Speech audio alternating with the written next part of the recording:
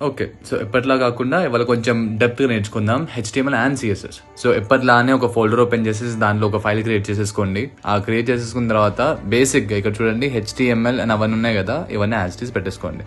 So HTML head, title అవన్నీ వస్తాయి అనమాట. బాడీ లోపల మనం సెక్షన్స్లో ఏమి ఉన్నారో అవి వస్తాయి అనమాట. సో ఎగ్జాంపుల్ ఒక బటన్ తయారు చేసి చూస్తే ఇక ఇలా హే కోటర్స్ అని చెప్పేసిన తర్వాత హే అని పెట్టాను చూడండి అలా. సో బాడీ లోపల మనం సెక్షన్స్ పెట్టేసుకోవచ్చు. లైక్ మనం బేసిక్గా పారాగ్రాఫ్లు చేయడం ఎలానో నేర్చుకున్నాం మనం.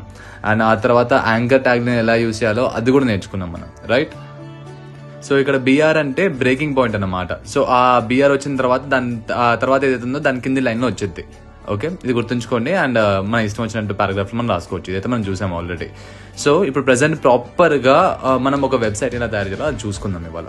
So how exactly are we suppose to code, అంటే మనం ఎలా చేయాలి, స్టార్టింగ్ నుంచి ఎండింగ్ వరకు చేస్తే ఎలా అవుతుంది అని చెప్పేసి.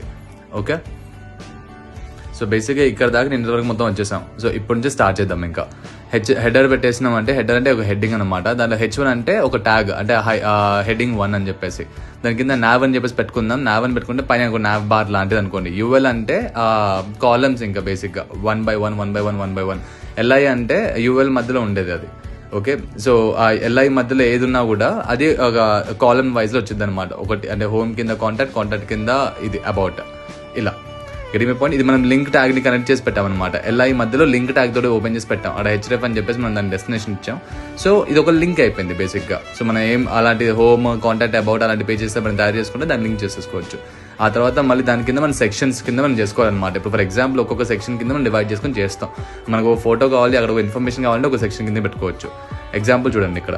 సో H2 అని చెప్పి ఒక సెక్షన్ పెట్టేసి దానికి H2 అని చెప్పేసి పెట్టా. అంటే హెడ్డింగ్ 2 వచ్చిందా, కొంచెం చిన్న హెడ్డింగ్ వచ్చిందా, దాని కింద పారాగ్రాఫ్ పెట్టా. ఆ తర్వాత మళ్ళీ ఇంకొక సెక్షన్, అక్కడ మళ్ళీ హెడ్డింగ్ పెట్టా, మళ్ళీ ఇక్కడ కింద ఇంకో పారాగ్రాఫ్ రాస్తున్నాను అనమాట. మీకు క్లియర్గా చూస్తే మీకు అర్థమవుతుంది. కూల్. సో ఇక్కడ ఇది పారాగ్రాఫ్. సో ఇక్కడ second heading and second paragraph కూడా వచ్చేసింది. ఇప్పుడు థర్డ్ సెక్షన్ వైజ్ డివైడ్ చేసుకుంటూ చేయడం అంటే ఆప్టిమైజ్డ్గా ఉంటుంది అనమాట. చింద్రవందరగా కాకుండా క్లియర్గా ఉంటుంది. ఎక్కడ ఏమైనా తప్పులు జరిగినా కూడా, అంటే మనం ఎడిట్ చేసేటప్పుడు కూడా, అంటే ఏమైనా స్టైల్స్ యాడ్ చేసేటప్పుడు కూడా క్లియర్గా ఆ సెక్షన్ పర్టికులర్గా ఉండేటట్టు మనం యాడ్ చేసుకోవచ్చు అనమాట ఇండివిజువల్గా. సో అందుకే సెక్షన్స్ అని చెప్పేసి మనం యూజ్ చేస్తాం. And one more thing, section అని పెట్టంగానే అన్ని సెక్షన్, ఇప్పుడు CSSలో పోయి సెక్షన్ కలర్ వేసినాం అనుకో, అన్ని సెక్షన్కి ఒకటే కలర్ వచ్చింది. ఎందుకంటే అన్ని సెక్షన్లకి పేరు లేదు కాబట్టి. నువ్వు ఒక పర్టికులర్ సెక్షన్ని టార్గెట్ చేస్తే దానికి ఒక క్లాస్ అని చెప్పేసి ఉంటుంది. ఆ క్లాస్ అంటే ఆ సెక్షన్ పేరు అన్నమాట.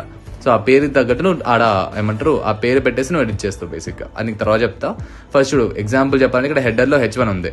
ఓకేనా, అలా మనం ఏం చేస్తామంటే హెడర్ అని చెప్పేసి పెట్టేసి దీని సింటాక్స్ వచ్చేసి హెడర్ అని చెప్పి ఫ్లవర్ బ్రాకెట్ ఓపెన్ చేయాలి. అండ్ దాని మధ్యలో నువ్వు అక్కడ టెక్స్ట్ అలైన్, అంటే టెక్స్ట్ని మధ్యలో కావాలి. నాకు టెక్స్ట్ అలైన్ సెంటర్ అని చెప్పేసి పెట్టుకున్నాను. నాకు టెక్స్ట్ మధ్యలో వచ్చేసింది. నాకు ఆ టెక్స్ట్ కలర్ వచ్చేసి వైట్లో ఉండాలి. వైట్ ఉంటే కనబడట్లేదు. సో నాకు ఒక బ్యాక్గ్రౌండ్ ఒకటి పెట్టేసుకుంటా.